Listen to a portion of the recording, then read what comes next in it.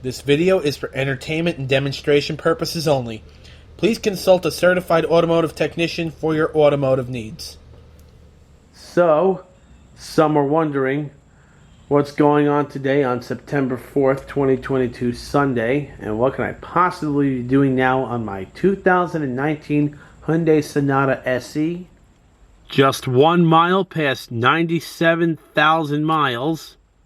I am putting some new quick struts on the front from FCS Auto, which I got from rockauto.com. Now, first and foremost, I want to clarify, I'm not being paid by FCS Auto, nor am I being paid by rockauto.com. I am just saying who I'm using and why. Now, the pickle I'm in right now is my car is still too new for the aftermarket. I would have rather KYB. They are usually the best aftermarket brand of shocks and struts to use, whether it's just a strut or the quick strut. This is all I could really find. I did some digging for a while. Heard a lot of good things from FCS Auto, mainly guys who are putting them on Toyotas, and having owned a Toyota myself, I know that they are notoriously finicky cars, so if they're faring well on the Toyotas, I have every reason to think I'll have a good experience with this. And also, the only other one is made by TRQ or TQR. I don't know where they're made, probably in China, but the bottom line is, if even Google can't give you a straight answer on where the hell something is made or who they are, no. I'm not going to unbox this just yet. However, I already did the passenger side last night, so you can see what it looks like when it's done. This is what it should look like when the job is done, when it's installed.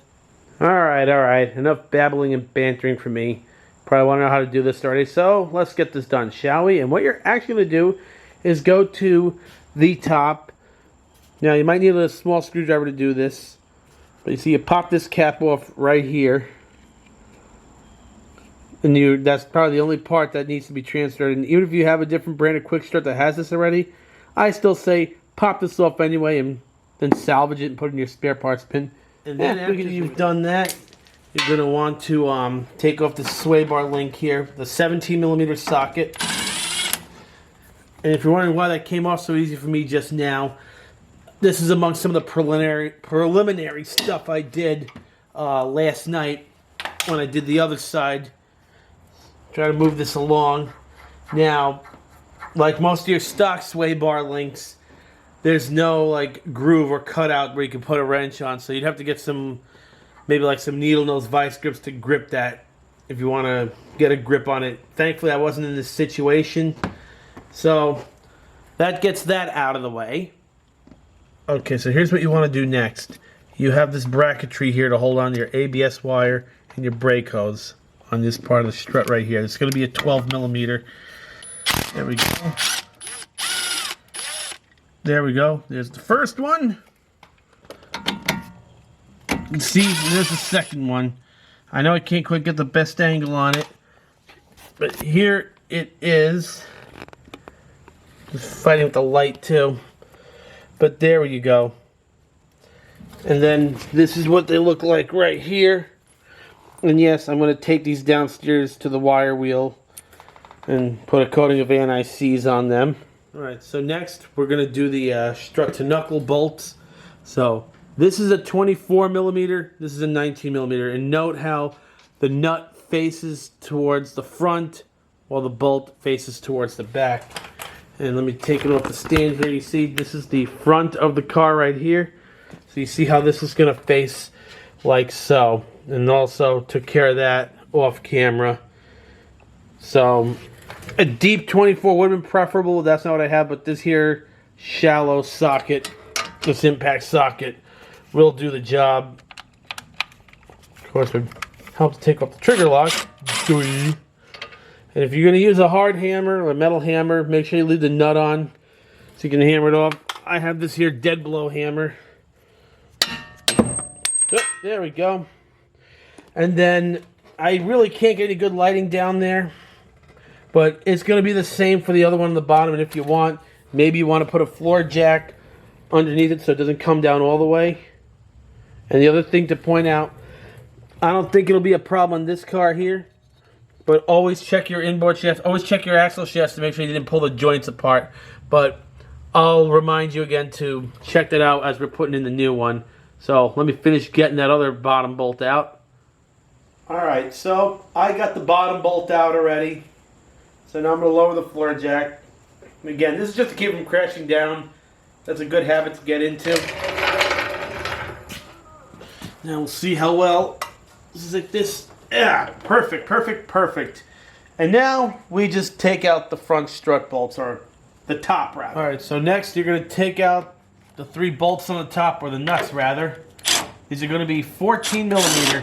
Now because I had already done the other side, the new strut will come with bolts, but they're going to be 15 millimeter. So make sure you have a 15 millimeter socket, and I'm going to save these strut bolts too and add to my spare parts bin. And for that final bolt, grab the hold of the strut like so. I'm just going to grab it by. Yep, here we go. Watch the brake lines, and out it goes. Okay, so now it's time to unpackage the new strut. Obviously, make sure everything matches. Here's the old one. Does it match? Why, yes, it does. Yeah, you see, it has these little nubs here for those 12 millimeter bolts. They're going M8s rather. Just like here.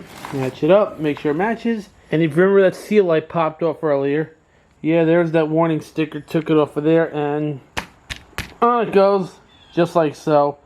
Doesn't keep water and stuff from getting in there, so it doesn't rust out the bearing inside the strut mount. Just help the strut mount last long, and then remember, these are now going to require a 15 millimeter socket. So you're going to take all your bolts off next. The one other thing I wanted to point out here, I'm not sure how well the camera's going to pick it up. You'll see these arrows here. They're going to point towards the inside of the car. Towards the inside, like so. So you saw me take the old ones out. Obviously, I wasn't going to film myself fighting and fandangling with this, and yeah, it's going to be a bit of a... Plus, I have the camera where I'd normally be standing. But yeah, you see, I already got this one back here started. I'm going to take some thread locker. Now, these bolts are exposed and easy to access. They're not inside a body hole. So, I'm going to use that strong red thread locker. Although, I think the blue would have been just fine. So, as you saw me do, I just put the thread locker here. Get these 2 screwed in.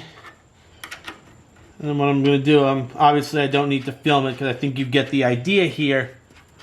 I'm just going to back out this one. Now I got these 2 in. I'm just going to back out this one and put some thread locker on it. So I got thread locker on all of them. Now I'm still able to do this here. I just want to show a quick demonstration of why you got to put the strut on the load. Now again, I will mention this once we get to that part. But since I have some slap in here, I want to demonstrate. Obviously this is exaggerated. So let's say I torque down the strut mount now. When I put the weight in the car in it, now look what happens. You have some space. Obviously not that much space, but now it's not torqued down anymore because what makes your torque is the bottom of the surface of the bolt here against this surface. So for now, what I'm doing, I had this on a number 1 with my M12 Milwaukee. And that's it. Just enough to snug it up, butt up the mounting surfaces, and that's it. And we'll get back to this as our final step, as in terms of the final torquing.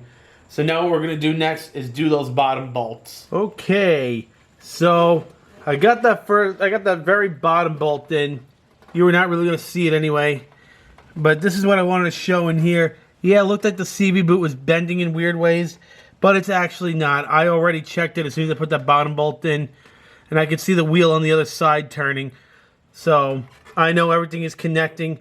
Nothing popped out, but that is always something to be mindful of every time you drop this, you know, when you disconnect the knuckle from the strut. So it's always a good practice to put a floor jack or something underneath it so you can slowly release it like I did here. After pointing out that vital piece of information here, do likewise on the top here. Remember, this is going to go towards the front of the car like this.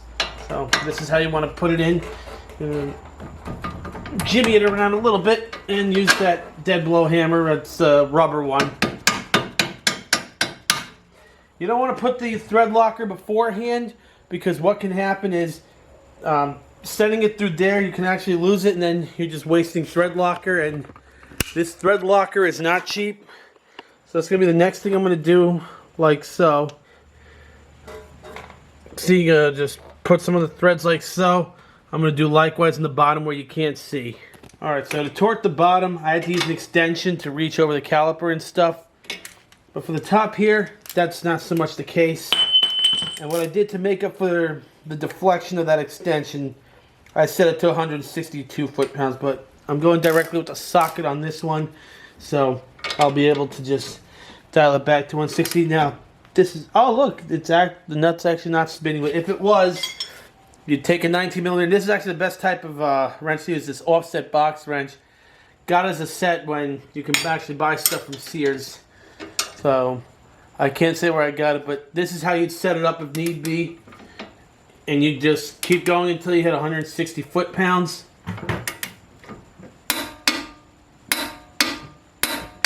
There we go.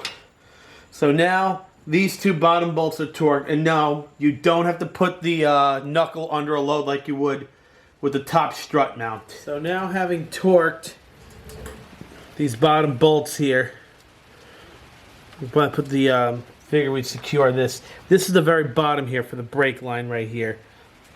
So you see we're going to put that right here. So I have to wiggle it around a bit. It's a bit stiff. So you might have to fight with it a little bit. You see, you get that right in there. Trying to get the best light and the best angles I possibly can. It's just a real bear here.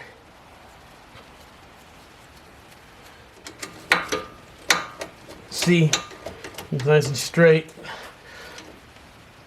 There we go. Perfect. And now the last thing under here to do is the sway bar link, but I don't want to do it just yet because I still have to jack up this knuckle to put pressure on the strut mount here to do its final torquing. I already have the sway bar link hooked up on the other side. So that means if this goes up, it'll start pulling up on the sway bar link, or the sway bar rather, and it might keep me from putting the full force that I want to on this over here. So the very, very, very last thing I do, short of putting on the wheel, is going to be putting on the sway bar link. Now, if you're already on a 2-post lift, or you want to just decide to wait to torque these nuts here after you put it on the ground, then that's not an issue because it's level. But given the way I'm about to do it, if you're going to use the floor jack trick, then you don't want your sway bar links hooked up yet. Or at least not hooked up on the one you're working on. So here's the jack underneath here. And if you see the jack stand here, I'm able to just... stupid light. I gotta get better lights, man. See, as soon as you know you can jiggle your jack stand around, you know you've lifted it up enough, you got enough of a load on there. And look how high up this thing is compressed. And hooking the sway bar would have prevented that, or at least prevent the full force. So now you see why I left that link off for now. So now we go to the top and we torque those 3 nuts. So now we're at the top. Yeah, see, I think I see a little bit of a lift there. You see, this is why you put it under a load. Yeah, a little bit of time. It's not just a star pattern to really go here because, well, it's 3. No, that's just the nuts making the noise. This is, I set it to 55 foot-pounds. I threw in actually a couple other 57 because I have this here extension. Here we go.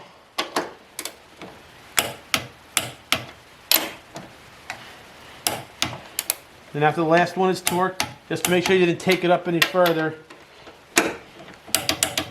There you go. And if you're wondering where I got these torque specs from, I'll leave a link in the description because I Googled it. And this car is known as the LF generation from 2014 to 2019. No, there's no Haynes manual for it, which I would have preferred. But it looks like it's some kind of unofficial Hyundai service website. That's where I got the torque specs from. So they really go by Newton meters. They give you the rough translation. So this was like 54.7 or something. So I rounded the nearest decimal. That's pretty much what I did with all of them. And then if I'm using extension of any kind, I'll throw in 2 or 3 more foot-pounds. That's the story on that.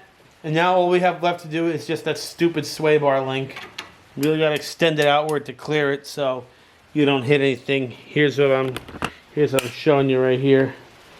See? So, again, translates to roughly around 87-ish foot-pounds. But with this nice long extension here, I just made it 90. So, first I rounded the nearest decimal by making it 87. Rounding it off to the nearest 10 with, definitely make sure I don't get the paint here. Perfect. Well, that pretty much does it. Let the sucker down. Oh, and one other thing I want to point out about the floor jack trick. Obviously, don't jack the car too far. You don't want to knock the car off the jack stands or your lift. So, only lift it enough so you lose the slightest amount of contact. And that's pretty much how you do it. There it is. I'm not ready to put this car back in the ground yet because I got to put new springs and shocks in the back. But that's going to be its own video. Hopefully this was helpful.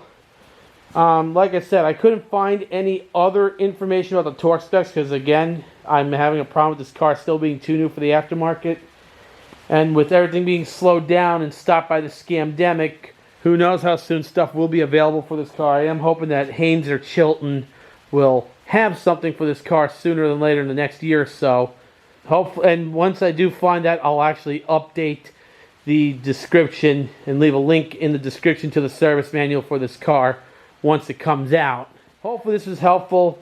It's just hard to get any good lighting in there, so I do apologize for that. But again, this video is just to give you a rough idea what to expect, what kind of tools you'd need, what's available if you're in my particular situation. But again, not everyone does the amount of driving I do, so. And also the one other thing I want to put out there, to any viewers who might be Kia Hyundai techs, if I was wrong about any of these torque specs and you have the actual torque specs, please feel free to say so in the comments. That input will especially be appreciated. Thanks for watching. Hopefully this was helpful. Be safe out there. Have a great day. And don't be a stranger.